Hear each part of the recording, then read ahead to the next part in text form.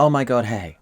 This morning, news has sadly broken that the West End musical Why Am I So Single, written by Toby Marlow and Lucy Moss, the creators of the international hit Six, will be closing earlier than planned at the Garrick Theatre in the West End. The show was due to run through mid-February 2025, but has recently announced it is going to be closing in January instead. And inevitably, it ultimately would have been hoping, presumably, for an open-ended run that would have gone past February through the Olivier Awards and, long into the future, much like Six has been able to do.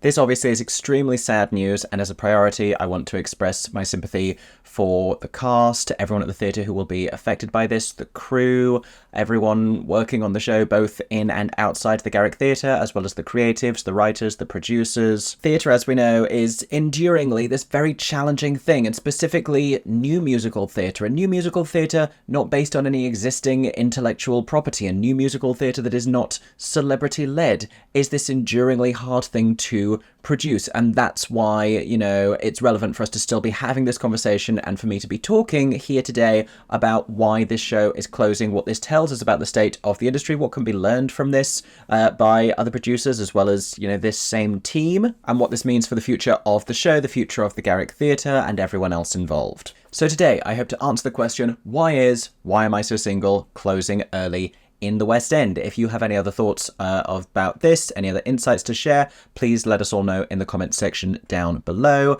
And if you want to stay up to date with West End news, as well as what's happening on Broadway, and plenty of reviews, interviews, and theatre-going vlog-style content, make sure to subscribe to my theatre-themed YouTube channel and hit the notifications button down below. I just kicked a ring light. Excuse me. So let's talk about this then. Why Am I So Single closing early in the West End? And I'm going to read from the statement that has been emailed out this morning when the news officially broke. If I can find it, here we go. This riotously life-affirming, all-singing, all-dancing musical by Toby Marlow and Lucy Moss has captured the hearts of audience members and critics alike, receiving 22 5-star and 40 4-star reviews. Can I say immediately, I'm not particularly enamoured with this trend of quantity over quality with the reviews. And that's not to say, some reviews are more important than others, some reviews are inherently better than others, but this numbers game of, how many reviews can we get? If we invite 100 people, will we get enough 5 stars and 4 stars? We got loads of these. And Operation Mincemeat kind of kickstarted this with their most 5-star reviewed show in West End history. It just means that, more people came to see it. There are plenty of shows that got entirely 5-star reviews but didn't get as many because they just didn't have it reviewed as many times. And, I'm all about more critical perspectives and a wider array of critical perspectives, so I guess I should be celebrating this. I just don't like when it's used that way as a marketing tool without any nuance, simply by saying we got dozens and dozens and dozens of 5-star reviews, when the actual critical picture is a little bit different. Because if we look at the major outlets, and again, not to discount the theatre bloggers and, content creators like myself, bringing different perspectives, bringing alternative perspectives, bringing younger perspectives, bringing queer perspectives, very important particularly to this show, and possibly a show that resonated more with a younger audience. But if we, take a look back at some of the other reviews, it did get a 5-star from What's on Stage. It got 4 stars from The Stage and The Eye and The Standard, I think, and The Times, which are all great, which are all really impressive and brilliant for the show. It also got 3 stars from Time Out and I think The Guardian and The Independent, and it did not get a great write-up from Variety. I think it got a 2-star from The Sunday Times, and I think Variety called it fatally slack. Now, we know from theatrical history that great reviews are not a necessity for the lifespan of a show. Shows like Wicked on Broadway, shows like Les Mis in the West End did not receive unanimous critical praise when they first opened, but they resonated with audiences. That's something we're going to come back to in terms of the life cycle of Why Am I So Single. But per their statement, what did they say? 22 5-star and 40 4-star reviews. How many stars is that? 44's 160, 522's 110. That's a lot of reviews. 272 stars across those reviews. Good. Despite the nightly standing ovations and tremendous word of mouth. Okay, this is what I don't... You have a great show. This was a great show that has something really special to it, and some of the writing was brilliant. If you want to know my thoughts on the show, you can go and watch my review video. I gave it a 4-star review with a decent amount of constructive criticism in there, and still the insistence that I really, really liked it, and the writing is really, really good, and the performances are really, really good. There was just a lot in its way. We're going to talk about that later in this video, but everything kind of gets nightly standing ovations. Believe in your show enough to say, we know this was a good show. We believe in this piece. We believe in the story we were telling, which I think they're going to get to later in the statement. But you don't have to hide that behind, well, 22 5-star reviews and nightly standing ovations. So we ought to have run longer, because you don't need to do that. You don't need to use that. Anyway, it has proved difficult to make a brand new musical commercially sustainable in the current economic climate.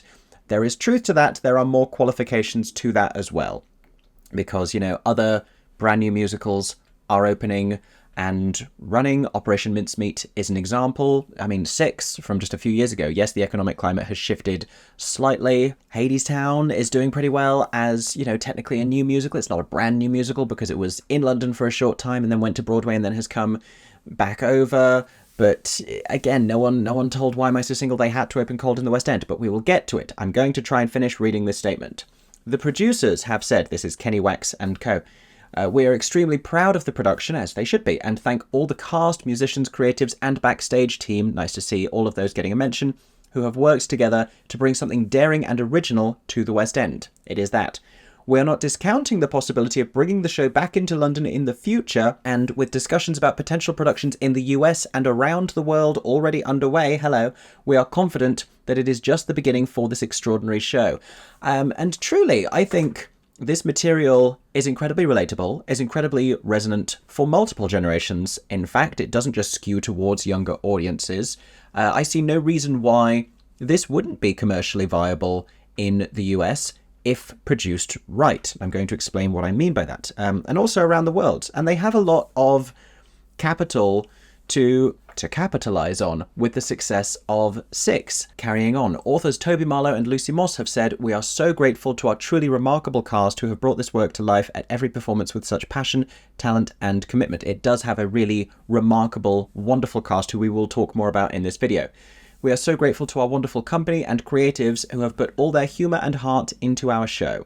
We are so grateful to everyone who has worked hard behind the scenes to bring Why Am I So Single to the West End. Lovely to express that gratitude at the top of this statement. We are so very grateful to the producers for taking such a risk on an original, ambitious musical like this and making our wildest dreams come true. Acknowledging there the inherent risk of producing something original, something ambitious, i.e. it's not Moulin Rouge, it's not Mrs. Doubtfire, it's not The Devil Wears Prada, it's not based on a film. And finally, we're so grateful to everyone who has seen the show so far, and we hope more of you will be able to come and see it in the coming months. This is the other thing to remind you of here. It gets very doom and gloom when we talk about a show closing prematurely. It's closing in January. That's what has been announced. There are still months for you to catch this if you're able to get to London between now and then. And I hope you are, and I hope people give this show a chance and don't equate it's closing early with it therefore must be bad. There's a lot of stuff that I think is bad that has run for considerably longer, that is still running, in fact. We are, of course, pretty sad that it's coming to an end earlier than we'd hoped, but we are very proud of the show and are super excited to see what the potential future journey looks like.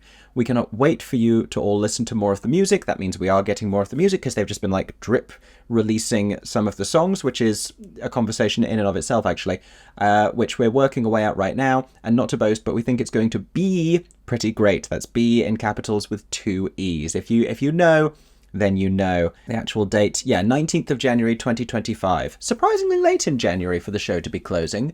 Usually, January ticket sales are not good for almost anything. And so you often see a lot of shows closing in very early January, around like the 5th, the 6th, the 7th. They will wait till the Christmas holidays are over, the tourism begins to die down, people go back to school, people go back to work, people get depressed, it's not Christmas anymore, people stop spending money, and then the shows close. But 19th of January, really only about a month earlier than originally planned. That's auspicious. We're going to talk about why, but I've already said a bunch of things we're going to circle back to. So let's talk a little bit about my thoughts as to why this show is closing early. And it really has very little, staggeringly little, to do with the quality of the piece. Like I said in my review, there are things about it I think could have been improved. But when I got to see this in the open workshop that they did last year, I believe at Sadler's Wells, I thought it was sensational. I thought this was going to be a hit. I thought it was going to be critically adored. I thought it was so smart. I thought it was stronger than Six because I thought they took that same sensibility, that same brilliant songwriting, that same contemporary, youthful feel and energy that very few other people are doing successfully on stage right now, and they married it to this really smart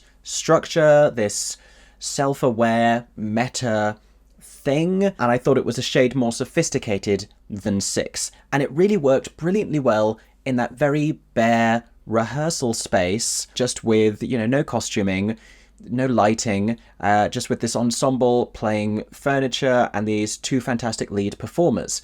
Somewhere between there and the West End, and I said this in my review as well, I think the show became overproduced. And it became this slightly different thing. The sensibility of it changed a little bit. And you had a set design, and you had all of this marketing, and it became sort of faux lavish with the glitteriness and with the whole big fancy musical of it all, which, whether intended ironically or not, kind of took away from like the fun of the ensemble playing furniture and the kind of scrappy coming together nature of it, like a musical being created right there and then in that space, because it's a musical about them writing a musical about themselves, and it materializes that the musical that they're writing is based on the evening of them trying to write a musical. The whole thing has many layers of self-awareness. It's not unlike a Strange Loop in that way, but kind of like a Strange Loop for the TikTok generation. And this sort of level of production and this level of prestige and expectation was afforded to it because of Six. This is the reality here, is that when these two wrote Six, they were university students that had created this student show to take to the Edinburgh Fringe.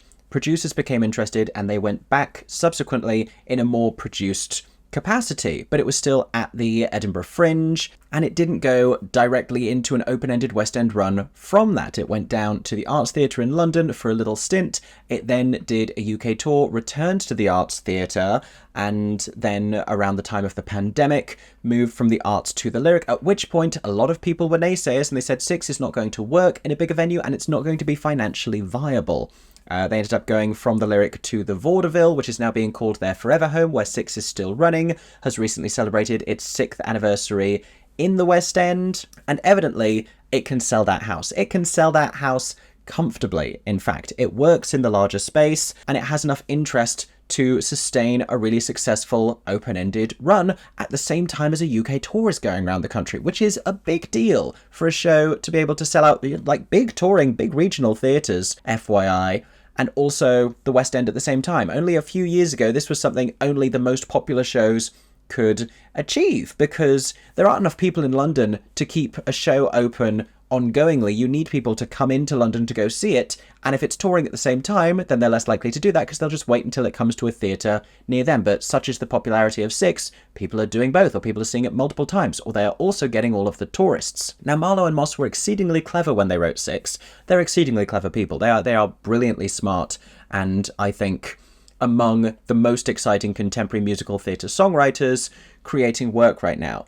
But their mindset when they were creating Six, and they've said this, is they were trying to think of something that would be easily marketable at the Edinburgh Fringe. What will Fringe audiences want to go and see? What is super recognisable? The Six Wives of Henry VIII as a pop concert is the easiest thing in the world to market. They made such a smart choice writing this show, and its ongoing success is both due to the quality of the thing translating into a great word of mouth. People go see it like I did for the first time at the Fringe and tell their friends, oh my god, this is actually great. But I do sort of think that the easiest way to get great word of mouth is to write a show that can be explained in one easy sentence, and that's good for marketing as well. What is this show? It's the Six Wives of Henry VIII as a pop concert. That's exactly what it is, and people understand what that is, and that invites curiosity to say, oh, that's an interesting concept. But something like, why am I so single, is harder to explain in a single sentence. Like, well, it's these two friends hanging out for an evening, talking about why they're both single. First of all, that doesn't sound interesting, so then you have to kind of explain it. It's like, no, but it references a lot of other musicals, and they're also musical writers, and they're like kind of based on the writers, like it's semi-autobiographical. This is too many sentences. This is too many sentences to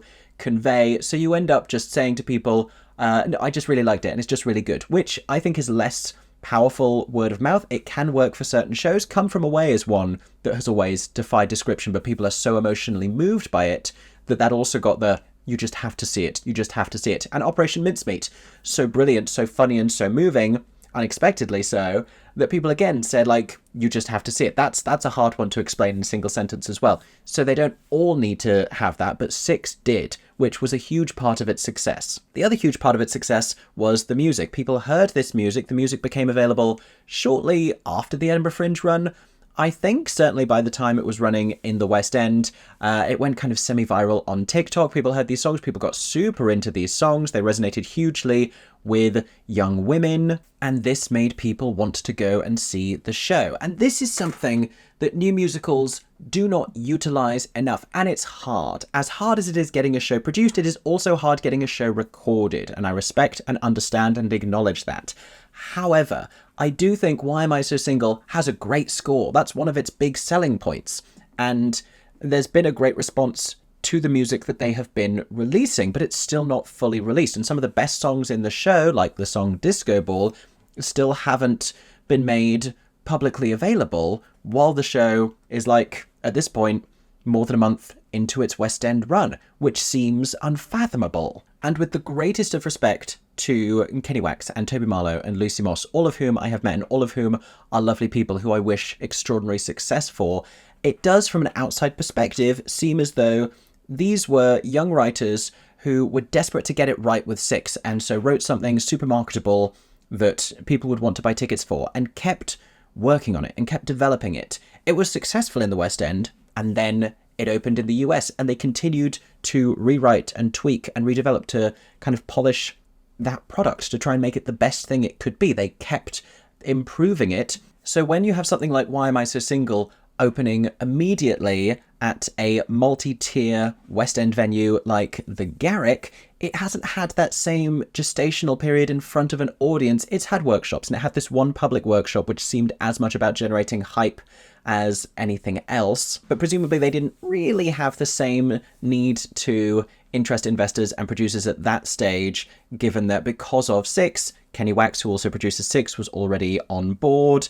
Kenny Wax already has this relationship with NYMEX as the theatre owners because he produces Six as well as The Play That Goes Wrong. So a lot of doors were sort of available and open to them already, and the workshop was more about generating enthusiasm because they weren't going to do a pre-West End run. I don't know if they knew that at this point, but that was the only pre-West End version of the show, was this workshop. And so, like I said, from this outside perspective, it seems like they were nervous about Six, and they really worked on it, and then with Why Am I So Single, they were perhaps a little bit more emboldened by their prior success, and able to say, well, Six has become this huge hit, it runs in the West End, it's great enough for people to come and see it and fill this theatre, so this next show we've written that we think is even better, that can do the same thing. And it can, and it could, I think, but not immediately. And Six is one of the really great new musical success stories of the last few years. So is Operation Mincemeat, in fact. That is also selling out its admittedly very small West End theatre. The thing that both of them have in common is humble, small fringe origins and a slowly forged path to West End success. Operation Mincemeat began at the tiny new Diorama Theatre in London, went to Southwark Playhouse, went to a larger space at Southwark Playhouse, went to Riverside Studios, then went to the Fortune. A slow and careful path, slowly getting bigger each time, but beginning very small. And again, working on the material in those runs. It changed wildly. Six started at the Edinburgh Fringe, went to the Arts, which is tiny, toured around small theatres in the UK. I saw it in Southampton at a theatre I don't think exists anymore, which was the Nuffield. Was that the Nuffield? Or is that Mast? Is that the theatre that still exists? I saw it at a very small theatre. When Six later became successful and has returned to Southampton multiple times, it's played at the Southampton Mayflower, which is huge, which is vast. But it wasn't going to be able to at that point in its life. It then goes back to the Arts Theatre in the West End. It runs at the Arts for a considerable amount of time, getting bigger and bigger and bigger. It then goes to the Lyric and the Vaudeville, but it's scaling up this entire time. And again, they are working on the show this whole time. So if Why Am I So Single had done the same thing, had started somewhere smaller, and then worked its way up, I think this would have been formative for the show, both because it would have built word of mouth and it would have given people a chance to find out about it while it was in performances and become interested in it. It would have given them a chance to get the recording out so people could get interested in the music before they had seen the show. More people would buy tickets to go and see the show because of the music. And it also, I think would have given the show a chance to have more performances in front of an audience, and they could have tweaked it. They could have tailored it so that when they get to the West End, the response is even better. The show is even better. The reviews are even better. The word of mouth is even better. Everything is better. Because if the year one version of Six had opened at the Vaudeville Theatre, where Six currently is, I don't think it would have run. If the year one version of Operation Mincemeat had opened at the Fortune, it might have run, but it's hard to say. And what I think would have made the most sense for Why Am I So Single is to go to the Edinburgh Fringe. There was a show after Six at the Edinburgh Fringe called Hello Kitty Must Die, and on the poster it said, from the producers of Six, not even the writers of Six, not the cast of Six. The material bore little resemblance to Six from the producers of Six. It sold out its Edinburgh Fringe run on that, really, just on the hype of Six. Six is well remembered at the Fringe as this big musical hit, the likes of which have not really been seen since. There have been a couple other successful shows, Rob Madge's My Sons Are Queer, But What Can You Do? Unfortunate, The Untold Story of Ursula the Sea Witch, but nothing to the level of Six, not even close. And had they gone back to the Fringe, even if they didn't think they needed to, but just returned as these reigning, pardon the pun, champions, it would have been huge. The show would have sold out, maybe before the Edinburgh Fringe even started, because it was like the next musical from the Six people. Remember how much you all loved Six? Remember how huge that became? This is your chance to see it before everyone else. This is your chance to say, I saw that first version of it. Would have sold out at the Edinburgh Fringe. And they have this section, like in Six, smart marketing, where you can film the end of the show and they sing a little bit of a curtain call song, where they're like, why are you still here? Why are we still on stage? It's cute.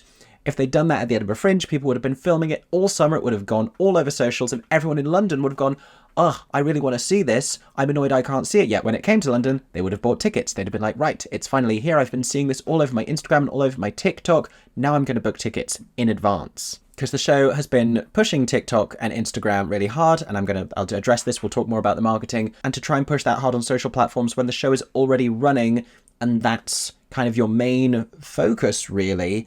It feels like a bit of a losing battle. And the other thing about an Edinburgh Fringe run is not only do I think it would have benefited the show's word of mouth and interest in ticket sales, is they inevitably would have had to have reduced it to a smaller version. And I think the act of cutting it down to 75 minutes even would have been really rewarding for the show. They'd have learned a lot about the material, and there's things they probably wouldn't have necessarily reinstated because it doesn't need everything that's in it. I still defend the show being a 2-act show, but there's certainly stuff that could be trimmed. And I think it would have helped to discern the show's identity as well, because like I said, I do think the version currently running in the West End is a little overproduced in terms of its aesthetics, in terms of its design, and they wouldn't have had that at the Fringe, and they'd have been able to see it in front of an audience for what it is. They'd have found the heart and the soul of the piece, and then they can focus on that and can say, we don't actually need this, we don't actually need this, this is what it is. It's not about spending more, it's not about having these fancy sets, it's not about any of those visual elements, it's about the story that we are telling. That's what Six discovered. Six doesn't have a bunch of different set changes. Six has iconic costumes, great songs, and brilliant performances. However, Why Am I So Single did not go to the Edinburgh Fringe. They went straight to the Garrick Theatre, and we have to have a conversation about the way the show has been marketed. And I don't want to just entirely criticise and blame an individual team for the show not running as long as people had hoped that it might. It is curious that on the back of the success of Six, with them using this to market the show, saying from the writers of Six, Six, this is their new show, that it wasn't the same team working on Why Am I So Single. It definitely wasn't the same PR team that originally worked on Six or that currently work on Six. And I think the marketing may have changed hands and the social team may have changed hands as well, which is a little bit of a puzzling choice. And it's not even that they just went to bigger agencies necessarily. They just went to different ones. And, it's not exclusive to the people who work on Six to be able to say from the writers of Six, but it would have allowed them to work more collaboratively with the show. They're produced by the same people, they're written by the same people, so they still have that, but it is a little bit unusual. Now, the reason I don't want to criticize the marketing team here too much is because they had a very hard task. When I saw this show, even as a workshop, I said, this is a great show, it's going to be really hard to market, because it's not based on a familiar story. It references a lot of familiar things. It references musical theatre. It references the TV show Friends a lot. But it's a hard one, like I said, to explain. The title is long and possibly makes people think that it's a different kind of show than what it is, or that it's a show like about being single that doesn't sound like the most appealing thing. I don't know if from an outside perspective it's ever really been well understood. I've heard a lot of discourse around like, why would people want to go and see that show? Or it's just a show about like two people sat at home complaining, and that's not something people want to leave their homes and go to the theatre to go and see. I actually think the show is brilliant on many levels, but whether it conveys that is another question. The other reason why this show was always going to be hard to market is because of the casting. Now, the casting is kind of everything we've been asking for in casts for the last few years. Specifically, like, the musical theatre communities I see online have been advocating and pushing for this kind of casting. It is diverse. It is authentically queer. It is super talented individuals. It's a large number of super talented individuals. Possibly the cast is bigger than it really needed to be. It's a much more exciting cast than you see on many other stages in the West End. You have non-binary performers playing non-binary roles. Just the other night, I was walking with friends and we were talking about how great it is that there are now multiple canonical non-binary roles in different musicals. But what that casting doesn't include is star names. And I don't just mean celebrity names here, but I mean really even in the musical theatre world of that sort of echelon of recognisable talent. Your Rachel Tuckers, your Zizi Strallens, your Ramin Karimlus, your Aaron Tveites, even if not household names, like the big theatre names. And I just pulled together a really random array of people there. But even like the original six queens going into a show, even a Grace Moat, even a Amy Atkinson. This show was cast in a very genuine, authentic way with cast members that people were going to get really excited, who were on their way to becoming stars. Jodie Foster, for a while now, in multiple shows, has really been like this exciting, talented, rising star. But they don't have extraordinary name recognition in the musical theatre community, at least before they opened in Why Am I So Single? So at this point, the show is not a name, the cast are not names, and it's opening cold with no prior run at a West End theatre. At which point I do want to articulate the issue I have had with the marketing, because, you know, as challenging as it is to market this show, all of the imagery that was released as we were leading up to this West End run made it look like a cheap Channel 3 or Channel 4 dating show, like a Naked Attraction, like a Married at First Sight.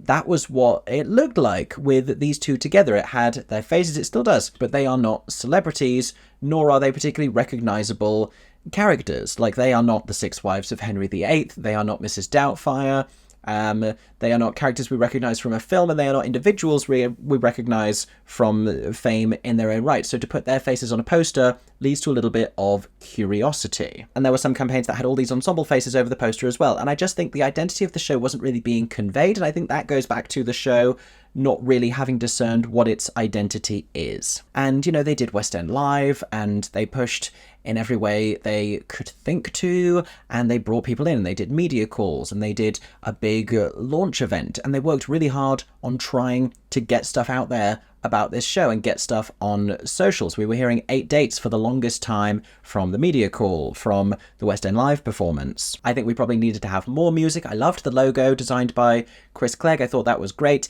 And even with the reviews, they didn't get 5 stars across the board, but they got enough to fill a wall on the side of that theatre with a lot of great looking reviews. At a glance, they got a brilliant write-up from What's on Stage, and they were connecting successfully with many younger fans. A lot of people knew about this show because of Six, and they did Musical Con this weekend, but none of it was fast enough. None of it came in early enough to give good advance sales, because it has been struggling with ticket sales kind of since it arrived in the West End, and all of that is indicative of perhaps they needed to do a pre-West End run. Kenny Wax actually gave an interview in the lead up to the show's opening night saying, maybe we should have gone to the Fringe, maybe we should have done something prior to this. And that, I think, is the takeaway for other producers. It's important to have off-West End regional Fringe runs of these shows, both to develop the material itself, but also to build the brand and the recognition with the audience, to build that word of mouth. That's what Operation Mincemeat has done so successfully. It's worth saying we also need more mid-size London theatres, because the Garrick is a challenging capacity. Something like The Curious Case of Benjamin Button, having just opened at the Ambassadors, hopefully will do very well, because that is among the smallest West End theatres. They have also had previous runs at the Southwark Playhouse, where they have built a little bit of word of mouth. People now know about that show and can talk about that show. They still have an uphill battle, because it's a new musical, it's an original musical opening in the West End. But if we had a bunch more theatres the size of the other Palace, that potentially would have been a good place for Why Am I So Single to premiere, basically, rather than trying to go straight into the West End. So like I said, the show is still running until mid-January. There is plenty of time for you to go and see it. If you haven't seen it already, please don't write the show off as a failure just because it's closing a few weeks prior to when it had originally planned. Please go and support this show. I'm going to go see it at least once more, possibly a couple times more. I'd like to see the alternate performers, but I would also like to see the principals again.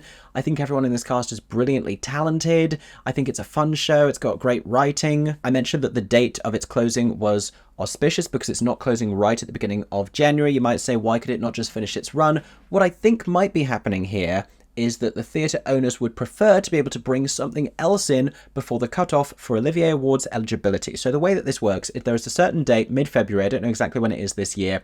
It's usually in the early double-figure dates of the month, like around the 10th. And as long as shows have their official opening night before then, they are considered eligible for that year's upcoming Olivier Awards. And so right at the end of the window of eligibility is a good time to open because you're one of the most recent openings. People remember you well. Can we infer, therefore, that we might be getting a brand new show at that theatre, either a play or a musical, trying to make it in before the Olivier Awards cutoff to try and be part of this Olivier season? The field is still quite open for new musicals, and because of that, we could still see Why Am I So Single doing pretty well with Olivier Award nominations. I think it's going to get at least some. I don't think it's going to be forgotten, just because it will be closed by the time the nominations come out and the awards themselves happen. But equally, this could see a new challenger enter the mix.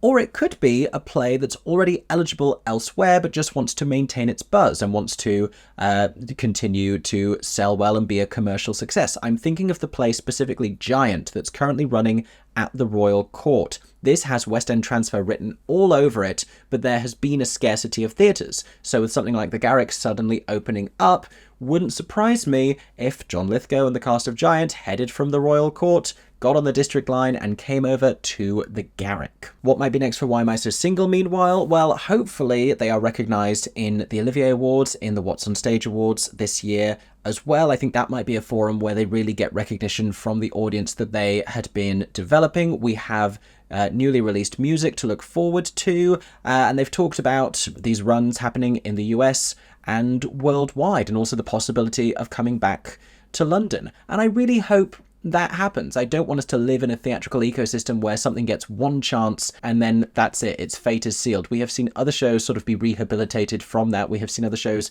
come back and make changes. Amelie from Broadway to the West End. Interestingly enough, Why Am I So Single was, I think, originally developed at Goodspeed Musicals in Connecticut, who do a lot of brilliant work in developing new musicals and new musical theatre writers. And so it'd be very interesting for it to have what might be considered an American return. I'm super intrigued to see how this show is received and to see how it can go on to become the best version of itself. And I think more of that comes from stripping back and refining than sort of pushing harder and glowing up further, if that makes sense. But those have been my thoughts on the closure of Why Am I So Single. Like I said, enormous condolences for the cast, for the crew, for the creatives, for everyone working at the Garrick Theatre, as well as beyond the Garrick Theatre, who tried to make this show happen.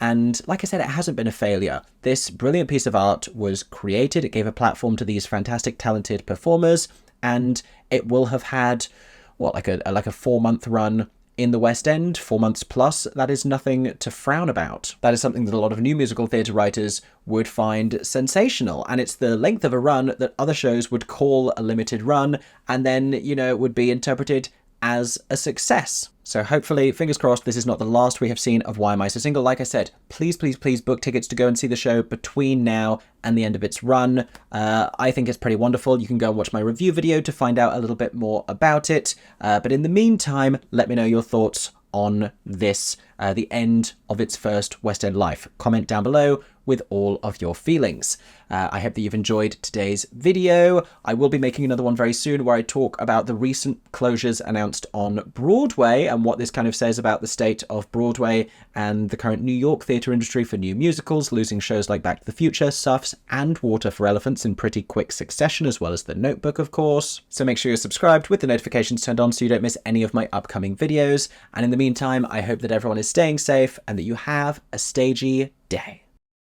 For 10 more seconds, I'm MickeyJoTheatre. Oh my god, hey. Thanks for watching, have a stagey day. Subscribe!